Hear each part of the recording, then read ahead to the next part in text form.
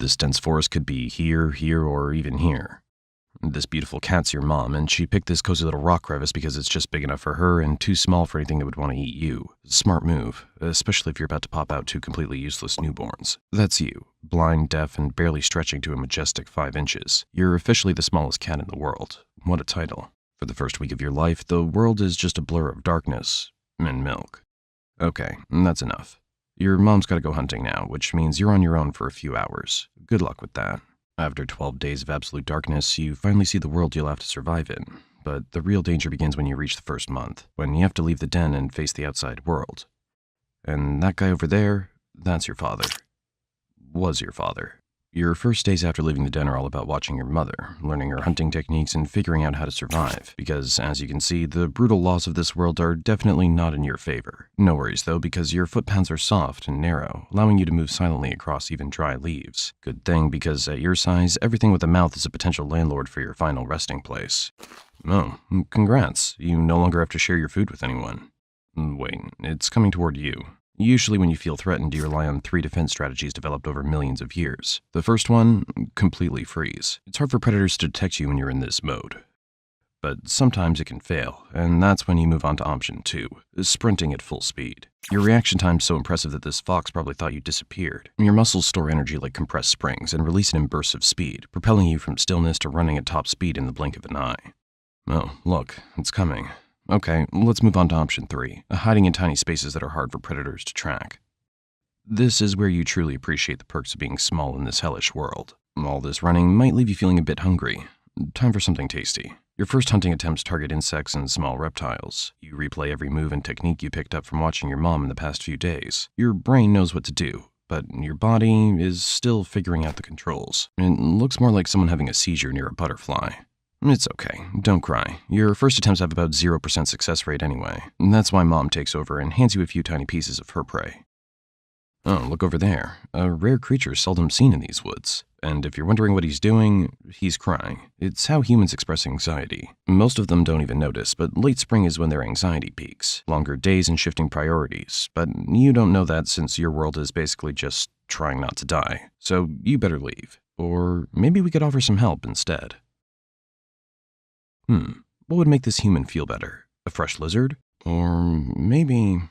Oh, BetterHelp. Today's sponsor, a platform that connects humans with professional therapists. Great choice. You see, humans have already secured the basic necessities you're still scrambling for, like safety and food. So now their problems have evolved. Things like comparing their lives to others on social media and spiraling because someone else seems to have it better. This leads to deep dissatisfaction with themselves, a relentless pursuit of perfection, and impossible standards to transform their lives. But that doesn't solve the problem. It just makes it worse. They don't truly realize that the solution to their anxiety is talking to a licensed therapist. And that's exactly what BetterHelp makes easy. With over 7,000 reviews and a 4.3 Trustpilot rating, they can just fill out a short questionnaire and get matched with a therapist who will help them set goals and that don't destroy their soul. And get this, 69% of BetterHelp members report improved anxiety symptoms after just 6 weeks. Without a doubt, the best solution for this human's anxiety is BetterHelp. They can now use the link in the description to get 10% off their first month. Let them go work on their mental health, while you go work on not getting eaten. Different problems, different solutions. By the time you hit 6 months old, you start getting a little aggressive toward other cats. It's not personal, it's just instinct, since your kind prefers the solo life. So you pack up your tiny paws, leave your birthplace like a rebellious teenager, and go claim a new spot that suits your refined taste. You don't stray too far from Mom's turf. You're still young and, let's be honest, not exactly a streetwise warrior yet. So the best move? Claim a small nearby spot you can actually defend without embarrassing yourself. You mark your territory with urine that smells like buttered popcorn. Even predators think they're at the movies. You patrol your borders with all the seriousness of a tiny furry security guard. You chase off any other cat who even thinks about stopping by. No visitors allowed. Even though you could fit in the palm of a human hand, gotta respect the confidence. Your daily routine's simple. Sleep all day in places nobody would think to look, then emerge at dusk to practice being terrifying at a miniature scale. The bright green eye shine from your tapetum lucidum's a reflective layer behind your retina that gives you night vision about 6 times more sensitive than a human's. Your ears can pick up the sound of a mouse breathing from 50 feet away. Not bad for something whose ears are the size of fingernails. There it is. Let's talk about that hunting technique. You stalk your prey with the intensity of a serial killer, moving just one paw at a time. Your body's so low to the ground you're practically doing a military crawl. Then Your tiny jaws clamp down on a mouse twice the size of your head. You might be small, but your teeth are needle sharp, and your bite force is surprisingly strong for a cat that weighs less than a bag of sugar. Dinner served, if you can manage to drag it back without tripping over it. Days go by, sleeping through the daylight, hunting in the dark, and training hard. Little by little, you get better at not hunting, but running and hiding. Yep, that's your true talent, honed over the years. But let's rewind a bit and see how you ended up like this in the first place. Oh, I didn't mean that far, but now that we're here, meet your extremely distant cousins, the early members of the Preonailurus lineage. While most were busy trying to become the next apex predator, your branch of the family had different ideas. See, most cats were following the standard evolutionary playbook. Get bigger, get stronger, get scarier. While the big cats were fighting over who gets to eat the deer, your ancestors were living in the ecological leftovers, the micro-niches that nobody else could physically fit into. I hate to break it to you, but your family's success wasn't about being fierce. It was about never being noticed in the first place. Your ancestors faced evolutionary pressure more from being hunted than from hunting. Those who made noise or took up too much space became someone else's lunch. What's left after millions of years of that kind of pressure is the feline version of minimalism. Stripped down, silent, and optimized. Less muscle, but more efficiency was your gene strategy. Smaller body means lower caloric needs, a sustainable life in seasonable environments where food isn't always plentiful. Over time, your ancestors got better at climbing thin branches, leaping precisely, and navigating vegetation so dense it would give other cats claustrophobia. And despite looking like someone shrunk a tabby in the wash, genetically you're more distant from domestic cats than those big jungle cats are. You're not a mini house cat gone wild. You're the product of a completely different evolutionary strategy. While your distant cousins were becoming lions and tigers, your ancestors took the opposite approach. Shrinking, vanishing into the underbrush. And somehow, that strategy worked. Or rather, kind of worked. Because today, your entire species numbers fewer than 10,000 mature individuals. No known local population exceeds 1,000 adults, as you're scattered across disjointed patches of forests in India, Sri Lanka, and Nepal. So, after millions of years of evolution saying smaller, quieter, sneakier, here you are, munching on a few bugs and tiny lizards, while your distant cousins are living the dream, feasting on deer and buffalo. But sometimes you realize that being invisible is actually the better gig. At 12 months old, you're officially all grown up, and even more of a sweet fluffball. You reach a whopping 3.5 pounds and stretch to about 14 inches, not including your tail, which adds another 6 inches. You're basically a kitten forever, which sounds cute until you realize you still need to survive in a world where you're snack-sized for almost everything. But at least your body's reached peak physical capability. What you're running now is the final version of Rusty Spotted Cat software, speed and precision maxed out. As an adult, you need a better territory than your teenage hangout, somewhere with bigger, higher quality prey. I mean, obviously the menu's expanded beyond insects and tiny reptiles. Birds, rodents, frogs, they're all fair game now. You move stealthily through the underbrush, checking scent trails, watching for signs of competition. A few false starts are normal. Too exposed, not enough food, or worse, already claimed by a bigger predator. But once you find that perfect patch of forest, it's game on. You back up to tree trunks, do your little pea graffiti, and scratch up some low branches. Not because it's fun, but because you've got a message to send. These scent marks and claw scratches are your way of saying, this is my space. They're subtle but powerful signals, left in spots where other animals are sure to notice. It's how you avoid unnecessary fights, set clear boundaries, and let others know you're around, without ever having to show yourself. This new territory spans 1 to 5 square kilometers, depending on food availability. Across your kingdom, you've set up a secret network of hideouts, favorite trees, rock formations, and dense thickets. Each one is linked by tiny VIP-only pathways that only something your size can zoom through at top speed. It's basically your own personal escape route system, because you never know when you'll need to vanish like a ninja. Those oversized eyes and satellite dish ears detect movements other predators miss completely. Your whiskers map three-dimensional space with millimeter precision, a built-in radar system that works in absolute darkness. Oh, you found something. It looks delicious. It never detects your approach. The attack happens so quickly the rat's brain hasn't even registered danger before your teeth find their mark. Oh, weighs almost as much as you do. Yeah, you usually take down prey nearly your own size, completely defying the laws of predator-prey relationships. Sometimes, when you're bored, you venture out and discover areas beyond the deep forest. You've adapted to forest edges, agricultural borders, even the outskirts of rural villages where rodents concentrate around human food stores. Dude, this place is basically a 24/7 snack bar, and you won't even have to worry about predators here anymore.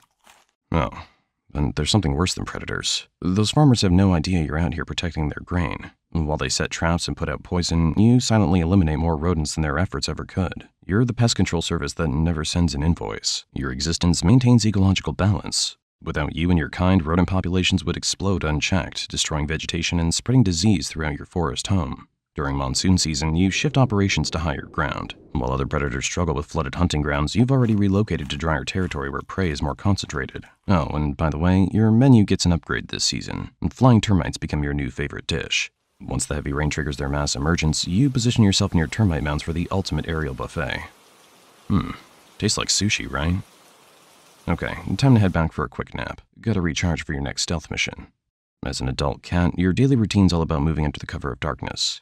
You're primarily nocturnal with bursts of activity at dusk and dawn, those perfect hours when prey stirs but can't match your low-light vision. You rotate between carefully chosen hunting grounds, shifting from one to another depending on where the prey is most active. Between hunts, you groom yourself with almost obsessive precision, not just to keep your coat in top shape, but to scrub away any scent that could betray your presence. Every move you make is calculated for stealth, efficiency, and survival. After a short while, you start to feel something weird, like something inside you got switched on. Your behavior shifts immediately. You roam farther, vocalize more than your usual silence permits, and leave scent markers with increased frequency. It's the feline version of putting yourself out there, just with more urine and less awkward conversation. Oh look, I think this is what you were looking for. The courtship begins. Tail flagging signals, brief chases through undergrowth, and mutual grooming sessions that might appear tender if they weren't just biological programming in action. The actual mating is quick but repeated over several days. Neither of you's interested in long-term commitment. The whole affair is just a series of brief encounters before you go your separate ways. But let's assume you're a female instead of a male. After a gestation period of 65 to 70 days, you'll select a birthing den so well hidden that researchers almost never find them. Yes, seriously. Your criteria: maximum protection, minimal chances of discovery.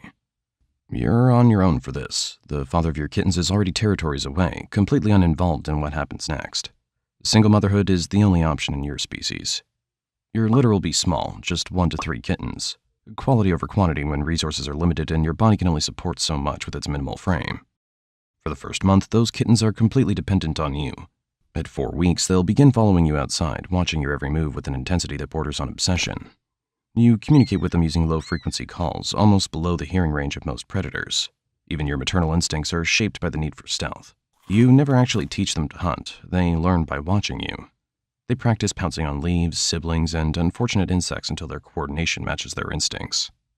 Eventually, they'll leave. No ceremony, no fanfare. One day, they simply don't return to your den, having slipped away to establish their own territories. And then you're alone again, exactly as you've evolved to be. A solitary specialist in a world that has no idea you exist, until the moment you strike. Other predators rely on raw power. You've developed something better. The ability to completely flatten your body, sliding under debris or between rocks while stalking prey. The ultimate cheat code to spaces other hunters can't access. Fast forward 3 years. You've reached the elder stage of rusty spotted cat life. Your experience now outweighs raw speed. But something feels different. Your hunting grounds are changing. Strange scents fill the air, acrid and unnatural, and the ground trembles with mechanical rhythms. It began with distant roars that scattered birds and made prey vanish. Then humans arrived with devices that felled trees, sending thunderous crashes through your territory. Each day, they pushed deeper into your world. Initially, you adjusted, shifting routes, avoiding destruction zones, and finding new hideouts. You've always been adaptable. But changes accelerate. The dense undergrowth that provided perfect hunting cover is gone. Your network of pathways leads nowhere, just bare earth and stumps where forest once stood. Territory boundaries end at freshly churned soil. The food web unravels. Rodents flee, birds relocate, and even insects grow scarce. You expand into unfamiliar areas, but competition's fierce as other creatures seek refuge from the same destruction. You're forced into marginal habitats, too exposed and too dangerous. Your hunts grow desperate and unsuccessful. Those muscles once primed for explosive speed waste away as meals become rare. One morning, massive machines approach. The ground vibrations rattle your bones. You flee, abandoning your last suitable habitat. You find yourself in alien terrain, in fields where forests stood, with only thin vegetation strips between vast open spaces. Night brings new dangers, blinding lights racing along hard black rivers. Well, this world just keeps getting weirder. Your evolutionary advantages are useless in this exposed landscape. You bolt across one of those black river... Oh, that's not a river. Wait, something's coming closer. The driver doesn't stop. Doesn't even notice what they hit. Just another shadow, too small to matter. Rain washes away blood traces, erasing evidence you ever existed, while machines continue consuming forests miles away. The IUCN lists your kind as near threatened, but that term hardly captures reality. Your evolutionary advantage, invisibility, has become your weakness. How do you save something that most people don't know exists?